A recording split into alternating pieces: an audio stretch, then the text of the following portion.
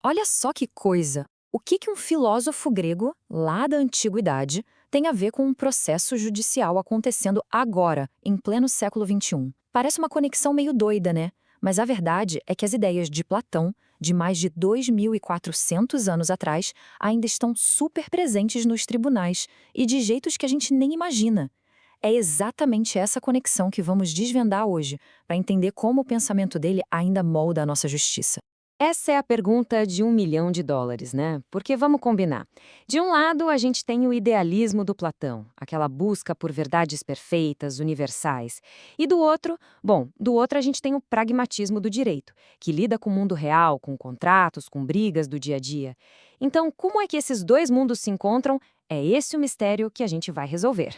Então, a nossa investigação começa com essa pergunta que já dura, olha só, 2.400 anos, e para achar a resposta a gente vai ter que seguir as pistas para entender como o método principal de Platão, a famosa dialética, não só sobreviveu esse tempo todo, como achou uma casa novinha em folha e bem poderosa, bem no meio da argumentação jurídica de hoje.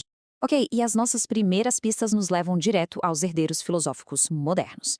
Pense neles como a ponte que liga o mundo antigo de Platão com os tribunais de hoje. Vamos ver como esses caras pegaram as ideias platônicas e, basicamente, as traduziram para a linguagem do direito do nosso tempo. E aqui estão eles, Habermas, Alexi e Dworkin. A grande sacada é que cada um deles, vindo de uma área um pouquinho diferente, pegou uma peça-chave do quebra-cabeça platônico.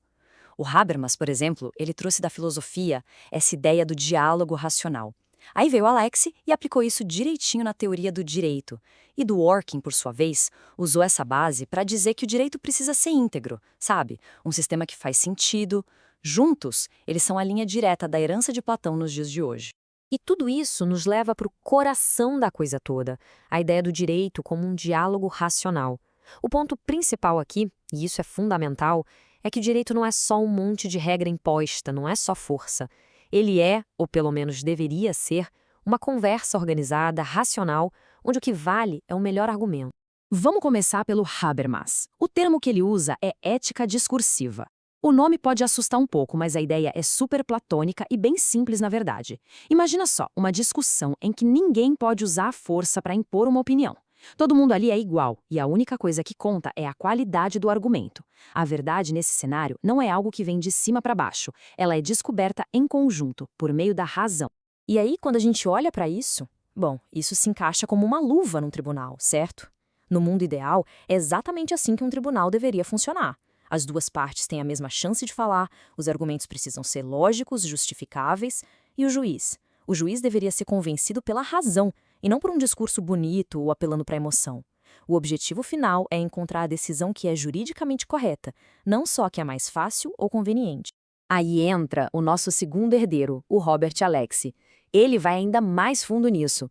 Ele pega essa ideia do Habermas e a aplica num campo super específico, o direito constitucional. Para ele, a lógica é a mesma de Platão. Um argumento que é bom de verdade não pode ser só uma opinião pessoal. Se ele é racional, se ele é sólido, ele tem que ser universal, ou seja, tem que valer para todo mundo em situações parecidas. O Alex basicamente transforma essa filosofia toda num passo a passo, quase científico para o direito. E olha só o passo 3. As contradições são refutadas. Sabe o que é isso? Isso é o famoso elentius de Platão ali em carne e osso. É um método socrático puro. Você questiona o argumento do outro para mostrar onde ele não fecha. E o objetivo não é humilhar ninguém, é limpar o que é falso para chegar mais perto da verdade. E pode acreditar, esse processo é usado o tempo todo em decisões constitucionais super complexas. Tudo bem, até agora a gente viu a teoria. Mas e na prática? Como é que Platão aparece de verdade no dia a dia de um tribunal? É agora que a nossa investigação fica boa de verdade, porque essa herança de Platão bate de frente com outra maneira muito comum de pensar o direito. De um lado, a gente tem o que se chama de positivismo jurídico. A ideia é simples. A lei é o que está escrito no papel e ponto final. É uma visão bem literal, bem preto no branco. Mas, do outro lado, a gente tem a abordagem dialética, a herdeira de Platão. E ela diz, calma aí. Por trás da letra da lei existem princípios maiores, como justiça, boa-fé. E se seguir a regra ao pé da letra for contra esses princípios, então a gente precisa reinterpretar essa regra usando a razão. É um choque total na forma de entender o que é o direito. E o resultado disso é basicamente um manual de instruções prático para qualquer advogado. O método dialético não é poeira de livro antigo, não. É uma ferramenta super poderosa hoje em dia. Os passos são exatamente o método de Sócrates. Primeiro o elenchos, que é a parte de desconstruir. Você acha o ponto fraco do argumento do outro e mostra a inconsistência. E depois vem a maiêutica, que é a parte de construir, o parto de ideias. Você apresenta uma posição mais racional, mais sólida. É como se estivesse ajudando a parir uma verdade melhor. Um bom advogado, no fundo, faz exatamente isso. Busca uma solução que não seja boa só para o seu cliente, mas que fortaleça o sistema de justiça como um todo. Bom, depois de seguir todas essas pistas, chegou a hora do veredito. A influência de Platão no direito de hoje é real? Sim. É profunda? Com certeza. E continua viva? Sem a menor dúvida. Agora a gente vai amarrar todas as pontas e responder aquela nossa pergunta lá do começo. Esse legado está por toda parte. A gente vê na própria estrutura de um processo. A exigência de que os argumentos sejam lógicos, o princípio de que todo mundo tem que ter a mesma chance de ser ouvido, a própria ideia de que se deve atacar as inconsistências do outro lado. E a gente vê também no objetivo maior do direito, buscar a decisão correta, não só mais fácil. É aquela ideia do Dworkin, de que o direito precisa ser um sistema íntegro, coerente, que faz sentido.